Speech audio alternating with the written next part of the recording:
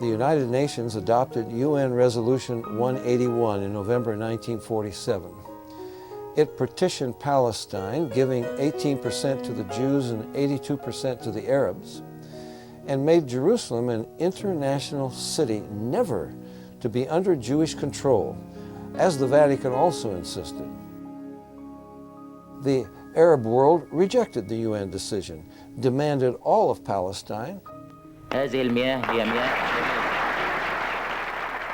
To this day, no Arab map shows Israel's existence.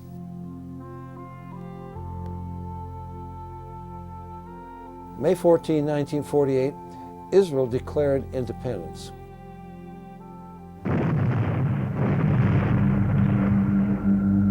It was immediately invaded by 6 Arab nations. These armies outnumbered the Jewish settlers many times over and had overwhelming superiority in weapons, tanks, and planes. Given an indefensible narrow strip of land by the UN and attacked by enemies determined to exterminate her, Israel should have been annihilated. But to the astonishment of a watching world that was cheering for the other side, the Israeli settlers soundly defeated their would-be destroyers, exactly as God had promised. And so it has been, in war after war, as her enemies have repeatedly attacked to annihilate Israel. Yes, annihilation is their determined purpose. Muslims have a religious duty to exterminate the Jews. They dream of destroying Israel and hold celebrations to honor murderers of innocent Israeli citizens. Islamic fundamentalism is now sweeping the world. Muhammad himself declared, "The last hour will not come before the Muslims fight the Jews and the Muslims kill them." Yet the media calls Muslim terrorists radicals and extremists. In fact, they are simply being true to Islam. The Quran declares, "Take not the Jews and Christians as friends. Slay the idolaters wherever you find them. Besiege them, and prepare for them each ambush." Hitlerian threats pour continuously from Muslim religious and political leaders on TV and over radios and loudspeakers, in mosque and street. When Gaddafi screams, "The battle with Israel will be such that Israel will cease to exist," he speaks for all. The extermination of Israel is bred into Muslims in their mother's milk.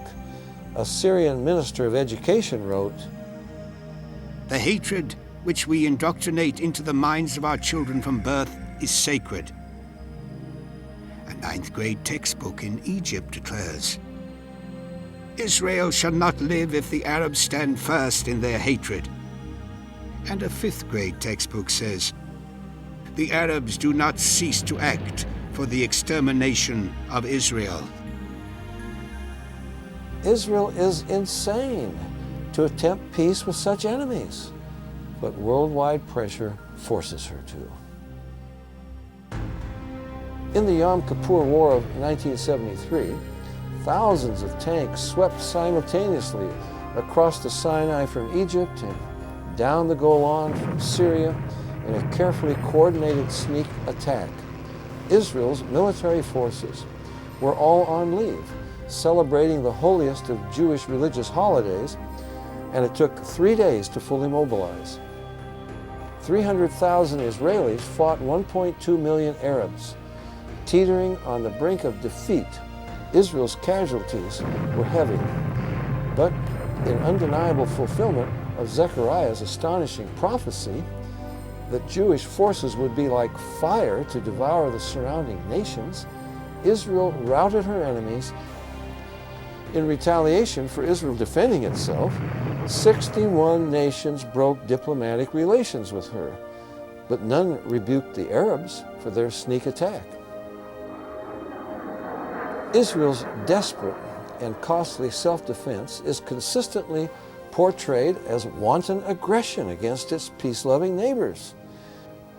Anti-Semitism motivates world media, which is largely controlled by oil interests.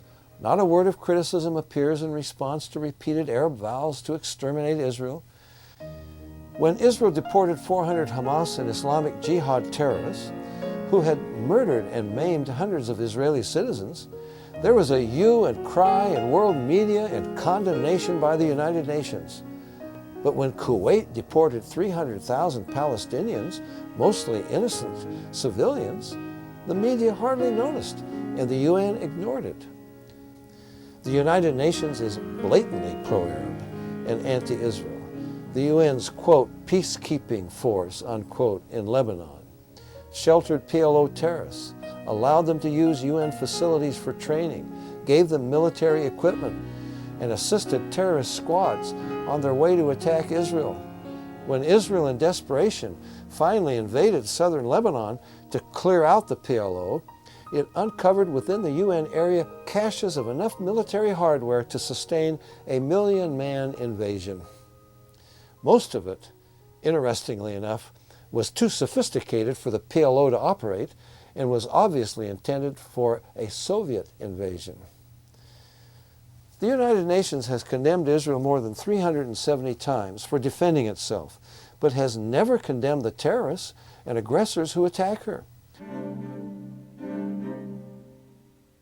2 years after the PLO's murder of 11 Israeli athletes at the Munich Olympics, terrorist leader Arafat was invited to address the UN General Assembly and given a hero's welcome, though he called for an end to Israel's existence. UN Secretary General Boutros Ghali declared, "The Jews must give up their status as a nation and Israel as a state and assimilate as a community in the Arab world."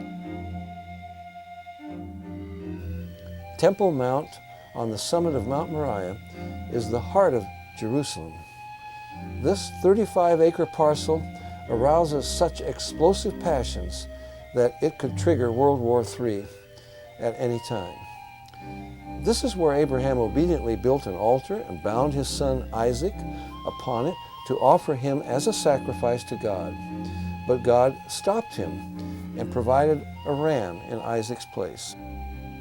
900 years later, about 3,000 years ago, that sacred ground was purchased by King David from Ornan the Jebusite to build there an altar to God. And it was there that Solomon built the first temple. The Jewish temple, twice destroyed, is gone.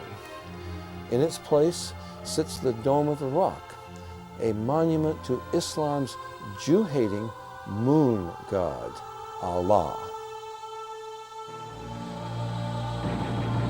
Israel's capture of East Jerusalem in 1967, and with it, the Temple Mount, seemed to contradict Christ's prophecy of Jerusalem being trodden underfoot by the Gentiles until his return. But incredibly, Israel immediately gave the Temple Mount back to the custodial care of King Hussein of Jordan, who turned it over in 1994 to Yasser Arafat and his PLO. Thus, the very heart of Jerusalem remains in Gentile hands, and the Gentile nations of the world demand control. Subscription to our monthly newsletter. Contact us at P.O. Box 7019, Bend, Oregon, 97708. Call us at 800-937-6638 or visit our website at www.thebereancall.org.